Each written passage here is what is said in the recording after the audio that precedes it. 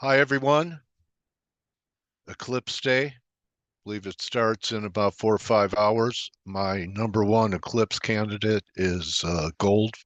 It's a very emotional market. We've had a very emotional move, especially with the threat of retaliation from Iran after the Israeli strike in Damascus that killed some Iranian Revolutionary Guard leaders.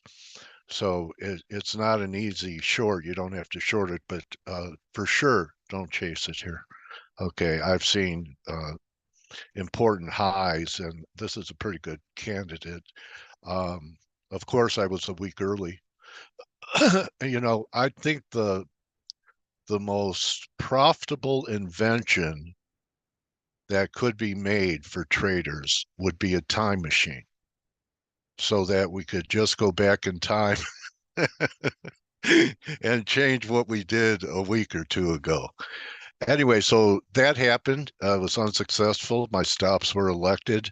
Haven't pulled the trigger here yet. I think it's going to happen within the next 24 hours. And actually, if you look at a 4-hour chart, break it down a little bit, you have some pretty good divergence here. I'm not saying that we won't try the highs again. Perhaps I see a lot of confluence here. Before I was looking for under 2100, but this was a throwover. So I think we could at least get back to 2262.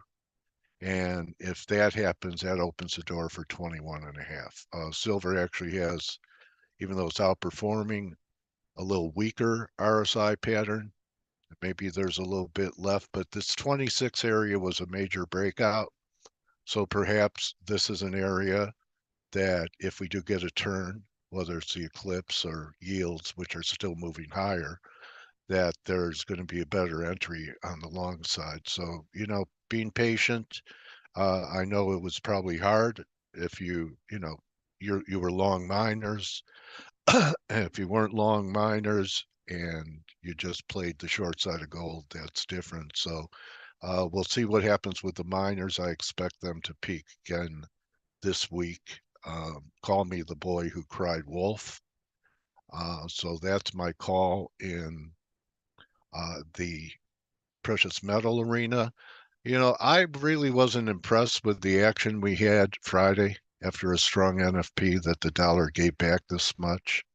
So, if we have equality here in the dollar, so if you want to, you could probably book your um, pound or keep your stops over 27. But this was 105.10, right?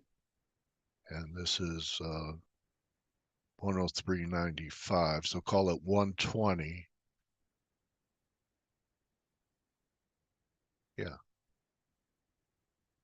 510. Yeah, 120. So 120 from Friday's high at 470 is about 350 down here for equality, which I'm sure if I did my fibs on this rally would be some type of, uh, some type of fib retracement.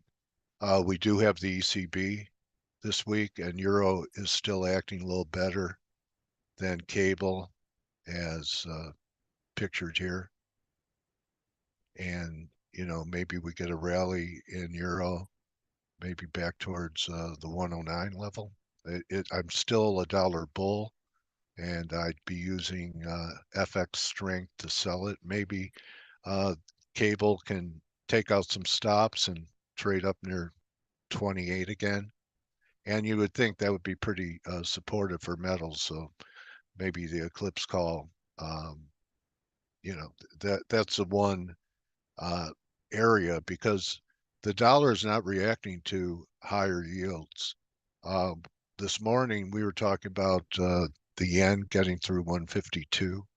So if the dollar pulls back, maybe there's still a pullback in the yen before that event. But piercing 102, was talking to Mark Chandler today, and he says like a dam bursting, and could see like 155 after an event like that.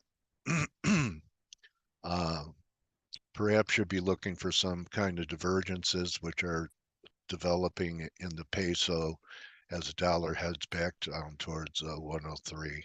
I mean, you have nothing but bulls, and look how we're no longer confirming these lows unless we really collapse from here. That means we've been diverging here since right around the 13th of March. So mid-March, about 3 weeks of divergences there. Let me cover risk, because on Friday I said I thought that Thursday was it, and to sell reactions back to 5200, 5210, and so far it's been contained. But I'm thinking, if the dollar weakens, who knows, maybe that'll give a lift to risk. To me, this is really the key number. Here's your 4 hour. 5150 is important, but this is even more important. First of all, on the daily, the 9-day is containing it. So we start trading much above it, and maybe we will. Maybe we'll make a new high a day after the eclipse or into the eclipse. But, the one thing I did do was, you guys know I was bearish Apple, and I covered my puts here.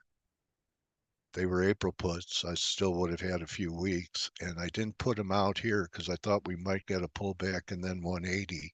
But I looked at the strength of the market, and the best Apple could do is just hold, while other things were making new all-time highs, and the market was generally strong except for last Thursday. So here's your weekly. We broke down 1, 2, 3, 4, 5. This is the 6th week since the breakdown. We did fill the gap here, but we're sitting right at, could be a neckline. You could consider this 168 level or 165. And I have confluence down here around 150. Actually, the formation, if you just take it from big round numbers, call it 200 and 170, could give you 140. So we'll see. Anyway, I rolled into June puts on Friday. That's the way I'm playing it. But I wanted to show you the 9-week in the S&P, and that's what held it last week on that pullback. We still did get a 2-week reversal, even though the recovery was very sharp on Friday. This week's off number, that means by Friday, whether it closes above it or below it is your weekly direction. And that comes in at 52.55. So write that number down in case we get tested this week. I was right about yield. They're still going up. Not much downside today so far in the TLT, but it's looking more likely like we're going to, get to the red dot I've had up since my Real Vision interview. That's down here, a little under 90, 89.5. And here's the, maybe we'll reverse there. Maybe this should be my Eclipse reverse candidate. But as long as we're holding this 434 level, actually it didn't quite get to 50%. That's 453. No, we still haven't gotten to the 50% retracement. But someone had me take a look at the 2-year, which I usually don't cover, and it's up a little bit today. But if we start closing over 480, so this would be a pretty contrarian call because everyone's looking for Fed cuts, right? But say we break out over this level, okay? You just take a measured move from 410 to, it's almost 480, okay? So that you tack on 70, that takes you back above the October highs. So I can't rule that out. I'm thinking that when we get some kind of risk off happening, maybe people will go to bonds. I'm not sure. Maybe they pick up their traditional way of being a place to park during a sell-off. And regardless of whether we make one more high in the S&P 53.50 is a number I was talking about last week. But after Thursday, I didn't think that we could get there. We would still be diverging, and I still think a correction's coming. And my correction targets are back initially at 5,000 and then 4,800. And watch this 9-week moving average. That's going to give you really a pretty good signal. And that comes in this week at 51.53. So 51.53 sure opens up a lot of room, doesn't it? I mean, the weekly 50 week comes in all the way down at 46. Not sure if we're going to get there. So I hope that this, while I talk about markets, I'm saying the whys. The whys are so you can learn.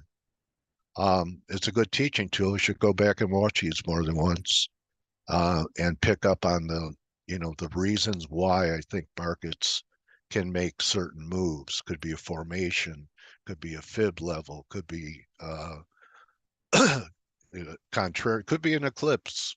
So, part of this is just not putting out actionable ideas. It's also about you guys learning what I learned over the years.